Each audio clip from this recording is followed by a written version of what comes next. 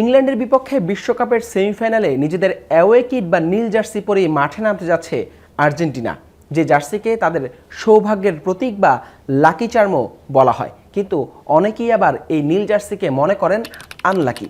আর্জেন্টিনার এই away kit বা নীল জার্সিটা কতটা লাকি কিংবা কতটা আনলাকি, চলুন সেটাই দেখে নেওয়া যাক। মূলত আর্জেন্টিনার ফুটবল সংস্কৃতিতে এই বিশ্বাসকে বলা হয় কাবালা। কোনো সুনির্দিষ্ট দলের বিপক্ষে নির্দিষ্ট কোনো জার্সিতে যদি অতীত সাফল্য থাকে তবে সেটাই কঠোরভাবে মানতে চান আর্জেন্টাইন ফ্যানরা। তারা মনে করেন এই জার্সি পরে মাঠে নামলেই সেই দলের বিপক্ষে সাফল্য পাবে। আর সেই বিশ্বাস থেকেই ইংল্যান্ডের বিপক্ষে নীল জার্সি পরেই মাঠে নামতে যাচ্ছে লিওনেল মেসির দল। এবার একটু পরিসংখ্যান দেখা যাক। 1986 বিশ্বকাপ বলা হয় ম্যারাডোনার হ্যান্ড অফ গড কিংবা শতাব্দীর সেরা গোলের ম্যাচ, যেখানে 2-1 গোলে ইংল্যান্ডকে হারিয়েছিল আলবিসেলেস্তারা এই নীল জার্সি পরেই। এরপর আসে 1998 বিশ্বকাপ, যেখানে নির্ধারিত সময়ে 2-2 গোলে ড্র হয় খেলা। পরবর্তীতে টাই ব্রেকারে 4-3 গোলের জয় পেয়েছিল আলবিসেলেস্তারা।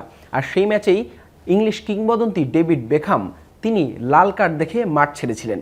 সেই ম্যাচটাও আর্জেন্টিনা নীল জার্সি পরেই মাঠে নেমেছিল। এরপর আসে 2006 বিশ্বকাপ, যেখানে গ্রুপ পর্বে সার্বিয়া অ্যান্ড মন্টিনিগ্রোকে 6-0 গোলে বিধ্বস্ত করেছিল আর্জেন্টিনা। আর সেই ম্যাচে নীল জার্সি পরেই বিশ্বকাপে নিজের প্রথম গোলের দেখা পেয়েছিলেন লিওনেল মেসি। এবার একটু দেখা যাক এই নীল জার্সিটাকেই কেউ কেউ আনলাকি কেন মনে করেন। 1990 বিশ্বকাপের ফাইনাল, যেখানে জার্মানির কাছে 85 মিনিটে পেনাল্টিতে একটা গোল খেয়ে 1-0 হেরে সেবার স্বপ্নভঙ্গ হয়েছিল আর্জেন্টিনার।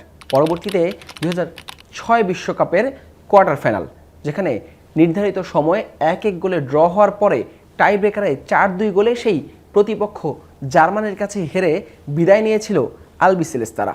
এরপর 2010 বিশ্বকাপ কোয়ার্টার ফাইনাল, প্রতিপক্ষ সেই জার্মানি। তবে সেই ম্যাচেও জার্মানদের কাছে 4-0 গোলের লজ্জাজনক পরাজয়ই মাঠ ছাড়তে হয়েছিল লিওনেল মেসির দলকে। আর সেই বিশ্বকাপে কোনো গোলের দেখাই পাননি এই আর্জেন্টাইন কিংবদন্তি। 2014 বিশ্বকাপের ফাইনাল, প্রতিপক্ষ সেই জার্মানি আর আর্জেন্টিনাও মাঠে নেমেছিল অ্যাওয়ে কিট পরে, যেখানে ম্যাচের আগেও তাদের সমর্থকরা মনে করছিল এই জার্সিটাই অমঙ্গল, এই জার্সিটাই অপয়া, তাদের এই জার্সি পরে মাঠে নামা উচিত না। কিন্তু সেবার আর্জেন্টিনা এই নীল জার্সি পরে মাঠে নেমেছিল আর 113 মিনিটে জার্মান মারিও গোটজের গোলে সেবার 1-0 অতিরিক্ত সময়ে আর্জেন্টিনাকে হারিয়ে বিশ্বকাপের শিরোপা উঁচিয়ে ধরেছিল জার্মানরা। এই পরিসংখ্যানে স্পষ্ট এই নীল জার্সিটা আর্জেন্টিনার জন্য কতটা অপয়া, কিন্তু সেটাও নির্দিষ্ট একটা দলের বিপক্ষে, আর সেটা জার্মানি। যে কারণে 2014 বিশ্বকাপের আগেও সেই কাবালার বিশ্বাস থেকেই আর্জেন্টিনারা মনে করেছিল এই নীল জার্সিটা পরা তাদের জন্য উচিত না। কিন্তু বিপরীতে ইংল্যান্ডের বিপক্ষে একেবারেই উল্টো চিত্র। যখনই এই নীল জার্সি পরে বিগ ম্যাচে মাঠে নেমেছে আর্জেন্টিনা, তখনই তারা জয় নিয়ে মাঠ ছেড়েছে। বিপরীতে যখনই তাদের যে চিরাচরিত আকাশি সাদা জার্সি সেটা পরে 2 বিশ্বকাপে তারা মাঠে নেমেছিল, সেই 2 বিশ্বকাপে ইংল্যান্ডের কাছে হেরে তারা বিদায় নিয়েছিল। 1966 বিশ্বকাপ গ্রুপ পর্বে সেবার 1-0 গোলে আর্জেন্টিনা হেরেছিল ইংল্যান্ডের কাছে। 2002 বিশ্বকাপে সেই হোম জার্সি পরেই ইংল্যান্ডের কাছে 1-0 গোলে গ্রুপ পর্বের ম্যাচে হেরেছিল আলবিসেলেস্তারা।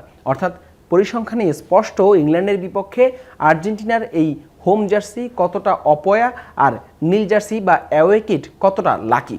এখন দেখার বিষয় 2026 বিশ্বকাপের সেমিফাইনালে ইংল্যান্ডের বিপক্ষে এই নীল জার্সিটা সেই লাকি চার্ম কতটা ধরে রাখতে পারে।